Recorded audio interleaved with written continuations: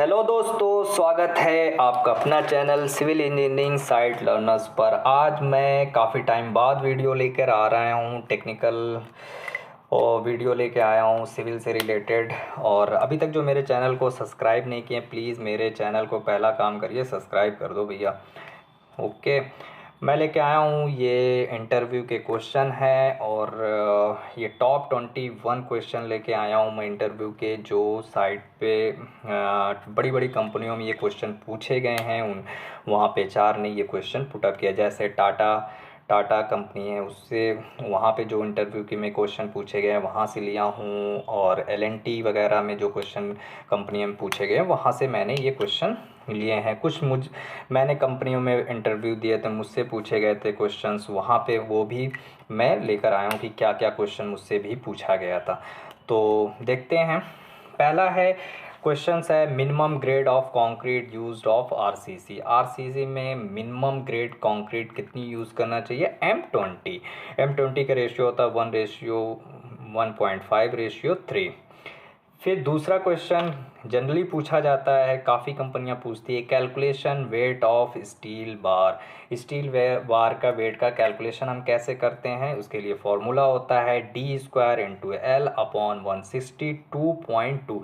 D हमारा कहलाता है डाया ऑफ स्टील। जैसे अगर 8 mm की डाया अगर है तो वहाँ पे 8 रख देंगे। और लेंथ, ये L क्या कहलाता है? L लेंथ कहलाता है अगर हमारी स्टील 1 मीटर की है या 12, जो इंडिया में मैन्युफैक्चर होती है, स्टैंडर्ड जो साइज़ होती है, लेंथ होती है, मैन्युफैक्चर होके आती है, वो 12 मीटर की स्टील होती है। ओके।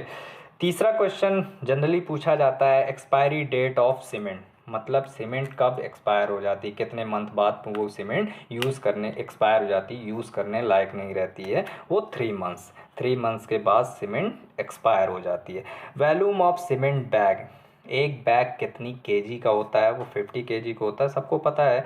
और उसका वॉल्यूम क्या होता है? 0.0347 मीटर क्यूब। और अगर क्यूबिक फिट में पूछते हैं तो 1.23 क्यूबिक फिट होता है।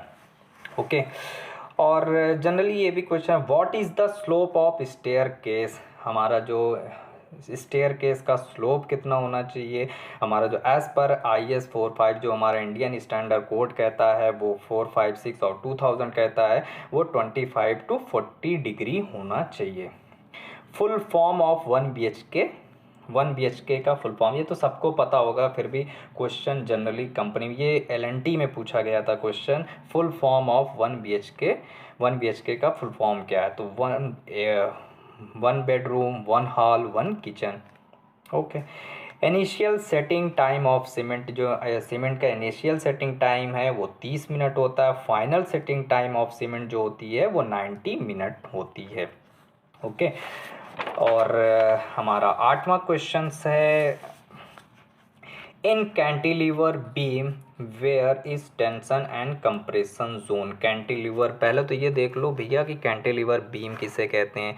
ये हमारा कोई कॉलम है, ओके, यहाँ से एक बीम ऐसे होती है, इसी को हम बोलते हैं कैंटिलीवर बीम।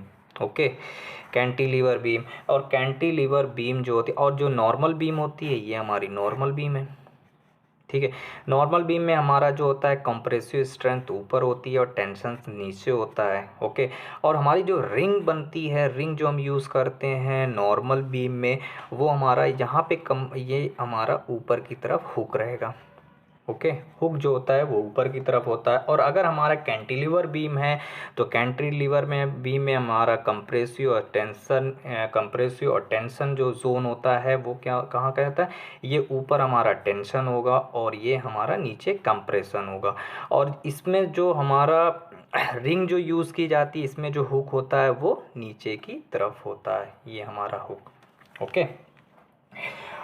9वां क्वेश्चन है, when we need pile foundation. Pile foundation हम कहाँ प्रोवाइड करते हैं, कहाँ ज़रूरत पड़ती है हमें पाइल फाउंडेशन की?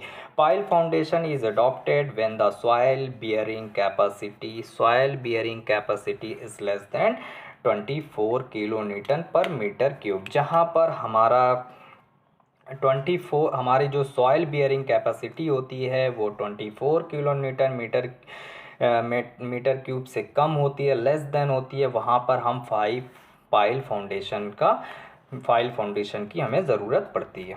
Okay, function of स्टीरअप्स beam. स्टीरअप्स beam का क्या फंक्शंस होता है? रजिस्ट शीयर फोर्स को रजिस्ट करता है। ओके, क्यूरिंग मेथड ये भी काफ़ी क्वेश्चन पूछे गए हैं। क्यूरिंग मेथड, कितने टाइप्स के क्यूरिंग मेथड होते हैं?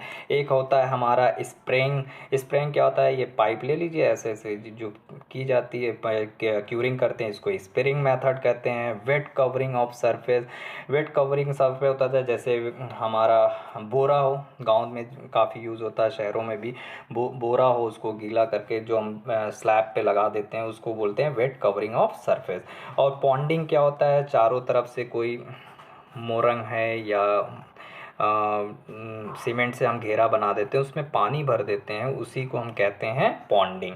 ओके, और क्यूरिंग केमिकल, इससे भी क्यूरिंग की जाती है, क्यूरिंग केमिकल होती है। क्यूरिंग केमिकल कहाँ पे यूज़ होती है? जहाँ पे पानी की काफ़ी ज़्यादा प्रॉब्लम होती है, जैसे हम राजस्थान ले लो, वहाँ पे पानी की काफ़ी दिक्कत होती है, तो वहाँ पे क्यूरिंग केमिकल के द्वारा यूज़ होती है। स्टीम क्यूरिंग होती है, और दूसरा होता है स्प्रिंकलिंग क्यूरिंग, जैसे पौधों में पानी दिया जाता है, वहाँ पे फव्वारे की टाइप, वो कहलाता है स्प्रिंकलिंग। तो ये हमारे क्यूरिंग के मेथड है। फिर 12वां क्वेश्चन है size of hook and angle. Hook और एंगल का साइज़ क्या है होता है? तो हमारा जैसे ये हमारी रिंग है, आप लोगों को दिख रही है, ये एक रिंग है, ये हमारा क्या कहलाता है? हुक। ये हुक, इसको कितनी लेंथ, ये हुक कैसे प्रोवाइड करते हैं, कितनी होनी चाहिए? तो हमारा एक फार्मूला होता है जो स्टैंडर्ड कहता है 10D। ये हमारा हुक निकालने का एक फार्मूला होता है। डी क्या होता है? Dia of steel. अगर 8 mm की डाया है, 10 mm की यूज़ कर रहे हैं, तो ये कितना हो जाएगा? 80। 8 mm की डाया तो 10 × 8 = 80 हो जाएगा। तो यहाँ पे ये हमारा कितना होना चाहिए? 80 mm। ओके, और हमारा जो एंगल होता है, ये एंगल होता है कितना होना चाहिए? 135 डिग्री, या तो 90 या 45 डिग्री पे हमारी ये जो स्टील होती है, हुक होता है, वो एंगल होना चाहिए। ओके, फिर कहता है 13वां क्वेश्चन जो पूछा गया काफ़ी बार, removal of props of slab minimum removal जो स्लैब है वो कितना मिनिमम होना चाहिए? स्लैब अगर हमारा स्पैन जो हमारा है, removal of props of slabs minimum कितना होना चाहिए? अगर स्लैब हमारा जो है स्पैन अगर हमारा लेस देन 6 है तो 20, अगर ग्रेटर देन 6 है तो हमारा 21 डेज़ में हमारा क्या नाम है, रिमूव कर देना चाहिए। ओके, स्लैब अगर हमारा ग्रेटर देन इक्वल टू 6 है तो 14 डेज़ में हमारा इसको रिमूव कर देना चाहिए।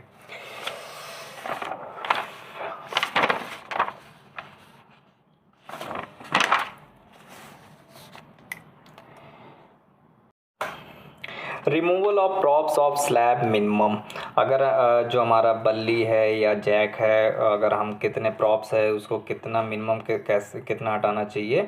स्लैब अगर ग्रेटर देन 6 है तो 21 डेज़ में। ये तो पता होना चाहिए जो लोग साइड पे वर्क कर रहे हैं, अगर आप साइड पे जो कर रहे हैं तो ये आप लोगों को पता होनी चाहिए डिशटरिंग कब कितने टाइम में होनी चाहिए, कितने दिन में।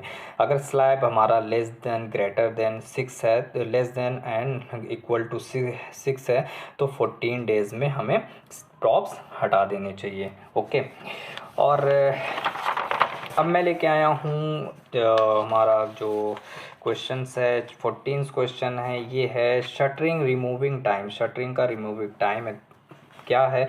Side of wall column and outer side of beam. अगर हमारा कॉलम है वॉल कॉलम और अगर आउटर साइड ऑफ बीम है तो 24 to 48 आवर्स में हमें शटरिंग रिमूव कर देनी चाहिए। अब वैसे भी अब पोर्टलैंड सीमेंट आ रही है तो 17 आवर्स में भी रिमूव कर सकते हैं। ओके, दूसरा क्वेश्चन है और है बीम सॉफिट है वो 7 डेज़ में, स्लैब है 3 डेज़ में कर सकते हैं। अगर स्लैब 3 डेज़ में हम शटरिंग रिमूव कर रहे हैं तो हमें यहाँ पर प्रॉप्स जैक्स को लगा के रखने पड़ेंगे। ओके, 1-1 मीटर, 3-3 मीटर की डिस्टेंस पे हमें यूज़ करना पड़ेगा अगर हम 3 दिन पे यूज़ कर रहे हैं। What are the concrete test, हम कॉन्क्रीट टेस्ट कितने टाइप्स के करते हैं। पहला होता है स्लम्प टेस्ट, दूसरा होता है कंप्रेसिव स्ट्रेंथ टेस्ट, जिससे हम 3 दिन 14 डेज़ और 7 डेज़ 14 डेज़ और 28 डेज़ में हम कंप्रेसिव स्ट्रेंथ क्यूब के द्वारा हम टेस्ट करते हैं। दूसरा होता है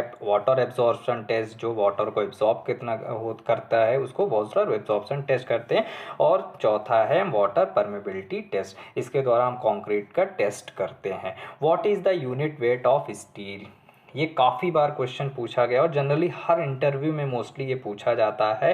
what is the unit weight of steel, weight steel का यूनिट वेट कितना होता है, तो 78.5 किलो न्यूटन पर मीटर क्यूब होता है, याद रख ले। Unit weight of concrete RCC में 25 किलो न्यूटन पर मीटर क्यूब होता है, पीसीसी में 24 किलो न्यूटन पर मीटर क्यूब होता है। अब आता है 17वां question, compressive strength of BRICS.